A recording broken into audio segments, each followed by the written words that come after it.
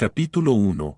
Ecos del pasado. La noche había caído sobre Madrid y el doctor Hugo Bernal, un psiquiatra con décadas de experiencia, miraba las luces de la ciudad desde su oficina.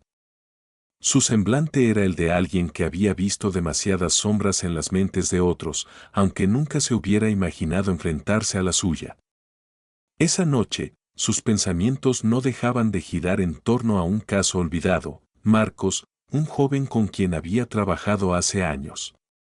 Recordaba el momento exacto en que se negó a seguir atendiéndolo, alegando falta de recursos.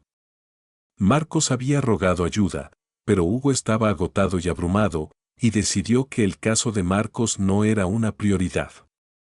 Pocos meses después, Marcos cometió un asesinato, y su vida quedó marcada para siempre. Esa noche lluviosa, al irse de la oficina, Hugo no imaginaba que su pasado estaba a punto de regresar para confrontarlo. Capítulo 2. La primera amenaza. Al llegar a casa, Hugo encontró una nota en el suelo de su puerta. Era simple, sin firma, pero con un mensaje que lo estremeció: sé lo que hiciste. Hugo sintió que le faltaba el aire. Intentó convencerse de que era una broma, pero su instinto le decía que había más. Durante esa semana, recibió otras notas similares, todas recordándole el nombre de Marcos, el paciente que rechazó. Las notas se volvieron más explícitas: alguien le había seguido la pista a aquel caso olvidado y sabía la verdad. La paranoia comenzó a invadirlo. Se despertaba en mitad de la noche con la sensación de ser observado, y las sombras en su habitación parecían tener vida propia. En su mente, se repetía una y otra vez el rostro desesperado de Marcos, como una figura que le miraba desde el otro lado del tiempo. Capítulo 3. Huellas en la oscuridad. Un día, tras salir de una consulta, Hugo sintió una presencia detrás de él. Caminó más rápido, casi tropezando con las baldosas mojadas, pero la sombra continuó siguiéndolo a una distancia constante. Decidió dar un giro inesperado y, al mirar hacia atrás, vio una figura encapuchada desaparecer en la esquina. Al día siguiente, alguien había pintado en la puerta de su oficina: la verdad siempre vuelve. Desesperado, Hugo empezó a investigar si alguien más recordaba el caso de Marcos. Escarbó en archivos antiguos, en documentos olvidados, buscando algún error que le diera pistas sobre quién estaba detrás de las amenazas. Las personas a su alrededor notaron su inquietud. Su secretaria, Laura, le preguntó si se encontraba bien, y él solo pudo balbucear una excusa torpe sobre el trabajo.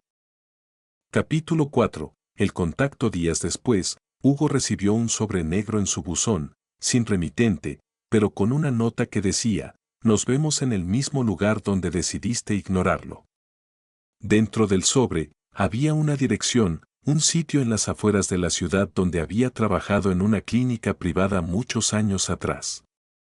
El lugar estaba abandonado ahora, pero las paredes aún guardaban los ecos de los pacientes que pasaron por allí. Aquella noche, Hugo tomó su auto y condujo hacia el lugar, sintiendo que algo en su vida estaba a punto de romperse. El edificio estaba en ruinas, con ventanas destrozadas y paredes llenas de grafitis. Al entrar, una figura encapuchada apareció frente a él. Sabía que vendrías, dijo la voz, cargada de resentimiento y tristeza. Era Pablo, un antiguo paciente y amigo de Marcos, quien había presenciado la desesperación de su compañero antes de que Hugo decidiera abandonarlo. Pablo había seguido su propio camino de recuperación, pero nunca olvidó cómo el sistema había fallado a su amigo. Su mirada estaba cargada de odio y dolor reprimido. Capítulo 5. La confrontación. Pablo le relató a Hugo cómo había acompañado a Marcos en su peor momento, escuchando sus palabras de desesperanza y sus súplicas. La traición que sentía al ser rechazado por alguien que prometía ayudarle había roto algo en él.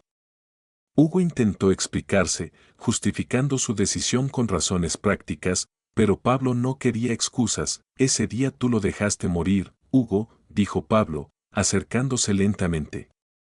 Hugo intentó retroceder, pero tropezó con una silla rota detrás de él. Todo esto, continuó Pablo, es porque quiero que sientas el miedo, el abandono, como lo sintió él. Capítulo 6. Un pasado que no se puede borrar. Al escuchar las palabras de Pablo, Hugo sintió una mezcla de remordimiento y desesperación.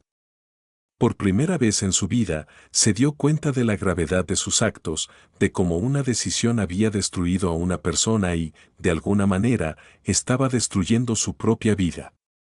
Pablo no había venido a lastimarlo físicamente, sino a romper el muro que él mismo había construido para protegerse de su propia culpabilidad. Hugo sintió el peso de años de decisiones mal tomadas, de pacientes que pasaron por su consulta y que él no pudo salvar, y especialmente de aquellos que habían confiado en él y a quienes él había fallado. Pablo desapareció en la oscuridad, dejándolo solo en el vacío de su culpa. Tras ese encuentro, Hugo decidió cambiar su vida. Renunció a su puesto en la clínica, dedicándose a trabajar con aquellos que otros desestimaban, tomando a cada paciente como si fuera el último. Pero cada noche, al mirarse al espejo, veía en sus ojos el reflejo de Marcos y de todos aquellos a quienes no pudo ayudar. Había comprendido, finalmente, que el laberinto de la mente no era un lugar del que pudiera escapar, era una prisión construida por sus propios errores.